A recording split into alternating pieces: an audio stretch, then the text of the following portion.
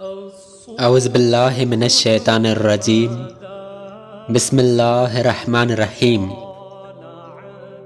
چند کفریہ کلمات: اپنی زبان کو قابو میں نہ رکھنا اور بے باکی سے ہر بات زبان سے نکال دینا بعض اوقات آدمی کو اسلام و شرع کا مجرم بنا دیتا ہے۔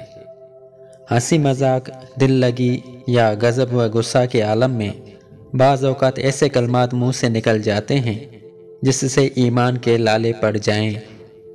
ہم چند کلمات اس لیے ذکر کرتے ہیں کہ ہماری بیویاں ان سے واقف رہیں، خود بھی ان سے بچیں، دوسروں کو بھی بچائیں، اور کبھی غلطی ہو جائے تو صدق دل سے خدا کی بارگاہ میں توبہ کریں، اوروں سے کرائیں۔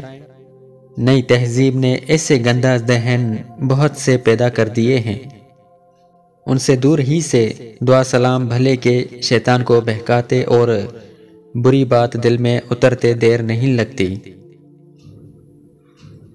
جس شخص کو اپنے ایمان میں شک ہو، یعنی کہتا ہو کہ مجھے اپنے مومن ہونے کا یقین نہیں، یا کہتا ہے معلوم نہیں میں مومن ہوں یا کافر، تو وہ کافر ہے۔ ہاں، اگر اس کا مطلب یہ ہو کہ معلوم نہیں میرا خاتمہ ایمان پر ہوگا یا نہیں، تو کافر نہیں۔ عالمگیری: مسلمان کا کام یہ ہے کہ وہ اپنی بد اعمالیوں سے ڈرے اور رحمت خداوندی پر بھروسہ رکھے اور ہر وقت اس سے اس کے فضل کا سوال کرتا رہے۔ کوئی شخص بیمار نہیں ہوتا یا بہت بوڑھا ہے مرتا نہیں، اس کے لیے یہ کہنا کہ اس سے اللہ میاں بھول گئے ہیں، یا کسی زبان دراز آدمی سے یہ کہنا کہ خدا تمہاری زبان کا مقابلہ کر ہی نہیں سکتا، میں کس طرح کروں، یہ کفر ہے۔ خلاصہ الفتاوی۔ کسی با اثر یا مالدار آدمی یا حاکم کی توجہ حاصل کرنے کے لیے لوگ کہہ بیٹھتے ہیں اوپر خدا ہے نیچے تم، یہ کلمہ کفر ہے۔ خانیہ: ہرگز یہ بات منہ سے نہ نکالیں۔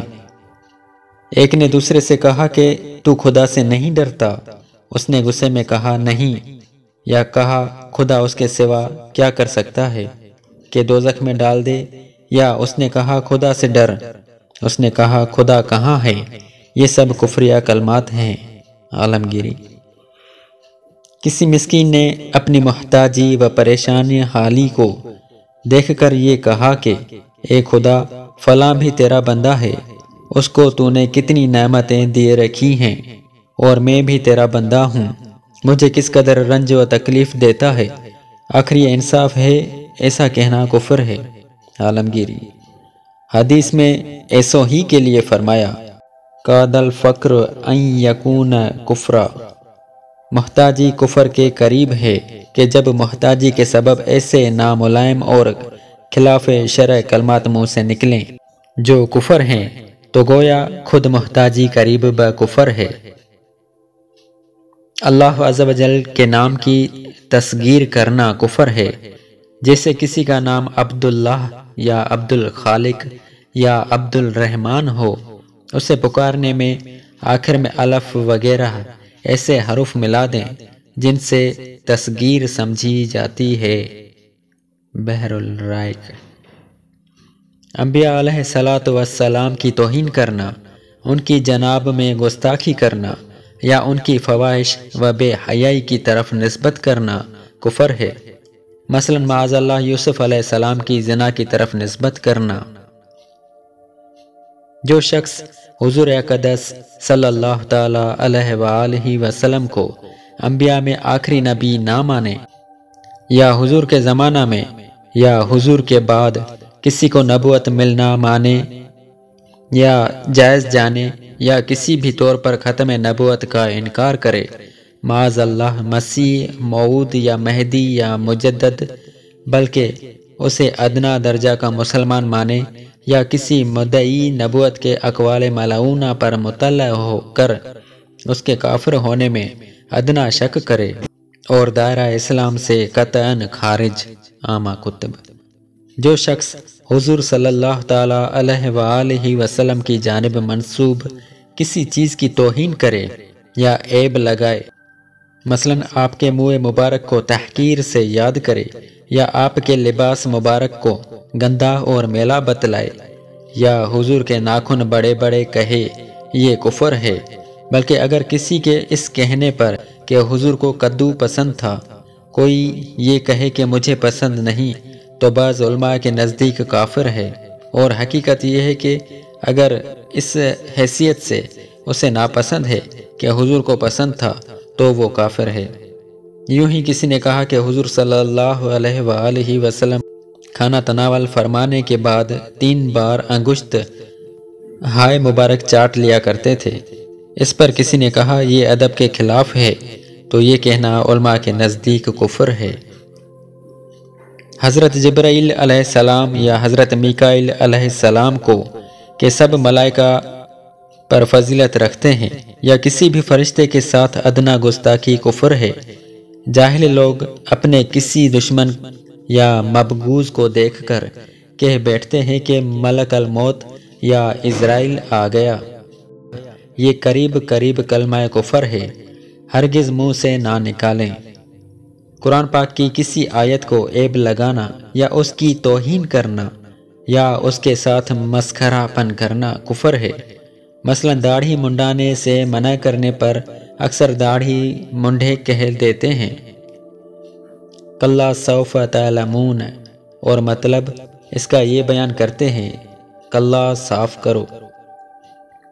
یہ قرآن مجید کی تحریف و تبدیل بھی ہے اور اس کے ساتھ مذاق و دل لگی بھی، اور یہ دونوں باتیں کفر ہیں۔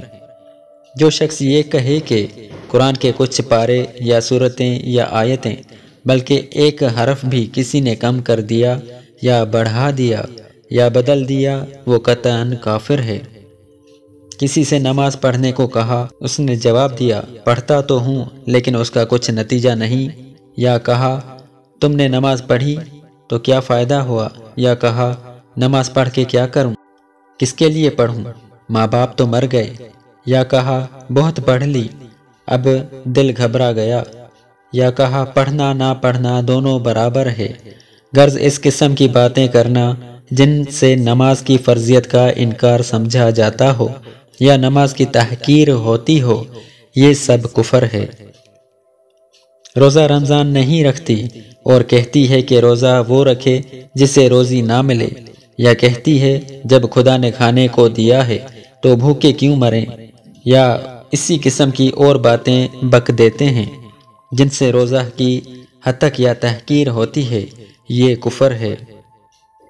کسی شخص کو شریعت کا کوئی حکم بتایا گیا، اس نے کہا ہم شریعت پر عمل نہیں کریں گے، ہم تو خاندانی رسم و رواج کی پابندی کریں گے، یا کہا شریعت دیکھیں کہ رسم و رواج کو دیکھیں، ایسی باتیں بھی منہ سے نکالنا علماء کے نزدیک کفر ہے۔